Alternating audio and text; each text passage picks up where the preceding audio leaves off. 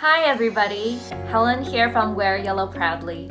Today on Shades of Yellow, we welcome two students from the Bard Vocal Arts program, Diana Schwamm and Chuan Yuan Liu, as well as pianist Ryan McCullough. They are here to talk about their upcoming virtual recital entitled Neither Here Nor There, which is all about what it means to be Asian and Asian American in the United States.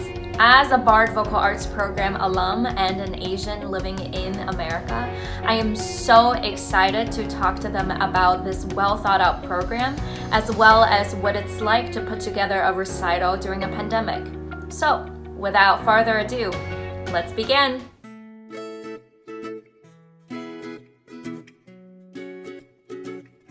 Neither Here Nor There is a concert based on the Asian and Asian American experience. So basically, this recital stemmed from a conversation that Chuan Yuan and I had back in September. And we both are in a graduate program during a pandemic and really felt that in this current climate, we wanted to talk about our identities as Asians. And so we were talking about what it meant to be Asian in the States. Diana and I have very different Asian experience. Diana was born in the States, and I grew up in China and only came here 5 years ago for college. But we did find a lot of similarities when we were talking about being Asian in the States. We both felt somewhat of neither being here nor there.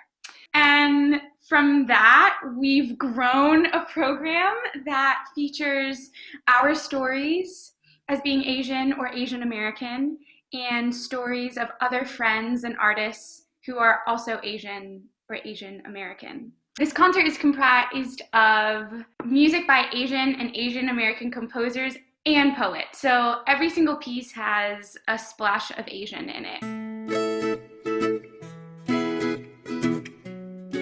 I'm obviously not Asian. I was happy to work with Diana and Chuan on anything, whatever it was, because they're both such beautiful musicians. But when we talked about this program, there was a little part of me that was like, oh, I don't really belong here. What can I contribute to this? I grew up in California, and specifically in Humboldt County, up on the coast near Oregon. I didn't have very many Asian friends growing up. In fact, I didn't have very many non-white friends growing up at all. And I found out later, much to my sadness, that Humboldt County was, for all its hippy-dippiness and kind of liberal progressiveness, was one of the last places in California that still had an Asian Exclusion Act. And actually, there's a story I was told by one of the few Asian people I know from Humboldt County, saying that the Emperor of Japan visited California and had to be escorted by police through Humboldt County. This year also, how there has been so much horrible animus towards people of Asian descent, no matter where they're from or how long they've been here, because of the COVID-19 pandemic, which is of course absurd. At one point, being Irish in the States was considered to be like, well, you're, a bunch of dirty, disease-ridden people just here to, ruin our lives. A lot of that infrastructure, a lot of what made California what it is as an economic and cultural powerhouse is people of Asian descent. At what point do you get to say, I don't belong to that culture anymore. I'm an American. I own this place. This land is mine. And I've clearly reached that point because I don't even think about it. Diana and Chuan have this, and you as well, Helen, I'm sure, feel some responsibility for your heritage. Like you have to kind of be an ambassador for it. And at what point do you just get to be like, nope, this life here is what I'm an ambassador for right now, what I am currently living. Not that you have to eschew your culture, like you can hang on to it. That's a beautiful thing. There's nothing wrong with hanging on to that, but at what point do you have that choice?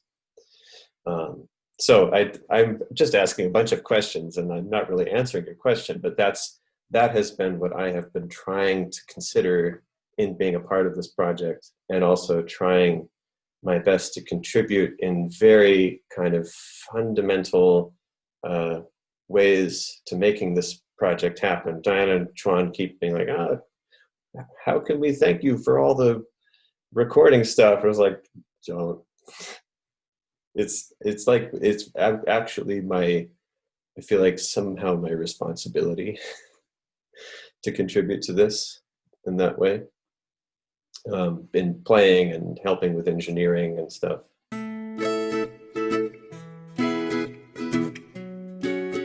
All three of us are students and fellows at Bard. Diana and I are doing our masters of music in vocal arts, and Ryan is a collaborative piano fellow. So in this particular class, Core 3, we have 4 core classes throughout the 4 years of the master program. And this particular class is on creating your own performance opportunities, which is essentially a class that helps you build a recital from scratch, from choosing the program, from choosing the topic, from writing out all the materials, getting everything you need, press release, how to market it, and in this case, during a pandemic, how to do a virtual concert. And all of this build in a skill that helps you to essentially deal with every single project you will face in the future. This particular class is super beneficial in terms of being a classical singer in the 21st century.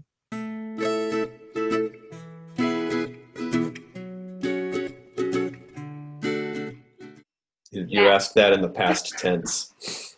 I wish it was the past tense. Well, we can't be in the same room. Yeah. This is challenge number 1. Number 1. Every recording setup that you will see in this recital, I am in a different room, like every single one. And so we've had to rig up discrete recording and monitoring systems in every space, and have separate camera setups and time align everything, sync cameras. Everything is just like 50% more difficult. And these projects, Core 3 is already complicated because you're getting to know what is a recital made of. And in this case, it's like, what is a recital made of? And also, I'm going to rebuild the recital space from scratch. So you don't have anything to rely on. The other challenge is that going off of that we have high standards for what we want to sound, so that we try to avoid singing with tracks. That's why we build those paired spaces, so that we could still sing live and still really collaborate at the moment. And did Bard build these paired rooms, or did you guys have to DIY it? Every single session, we built a new paired room. So far, there are 4 sessions, and there's going to be probably 6 by the time we're done. So every time we have set up a speaker for the pianist, speaker for the singer, mics for the singer, mics for the piano, and then cameras on each. And so every take, we have to sync things, and it's, as Chuan said, we have high standards. So, but we want people, when you watch a video and it sounds good and it looks good, you want to engage with it more. And we all miss that like immediacy and closeness of being in a space with someone. So, want as much as possible to hide the technology in terms of the listening experience, so that it looks real and it sounds real and you feel like you're there, because we're all missing that sense of envelopment.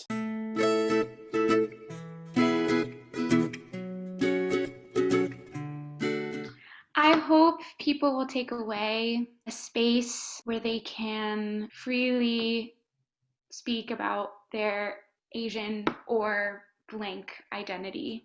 I think my goal personally was for myself to feel as if I could do that. And I think if I open that door, that can open a door for others to just not be silenced anymore, and to really feel as if like people of Asian descent can speak about their experience, and we can talk about the good and the bad and the beautiful, and it's all important and should be told. I think we want to celebrate, as we're now in Wear Yellow Proudly, the different shades of yellow, and how there are so many different stories and so many unique stories within this community that the society thinks is one-dimensional. And to provide a space for people to resonate with, for people to share their experience, for people to accept who they are as whatever they define it as, and not a particular way of saying things. And maybe just to tag something on, that hyphens are misleading and America is Asian. Like, in addition to so many other things, but it's, the hyphen is like, oh, well, you're here too, that's nice. And that's just not the story.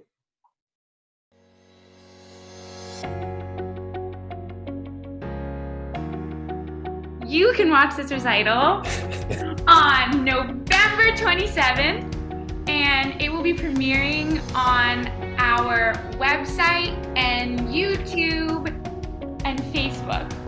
And all the information is on our website, which is neitherherenorthere.live. And you can follow us on Instagram at neither.here.there dash. But there should, maybe you guys can put that in below. It will be below. So yeah, November 27th. It will also be live on Wear Yellow Proudly's Facebook page.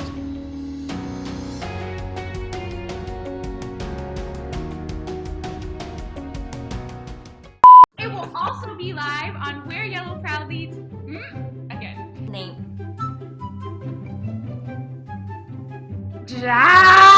I don't know what that's like because I never look at people's eyeballs. I look at like the wall. And scene. Sorry. Okay, I'm gonna be serious now.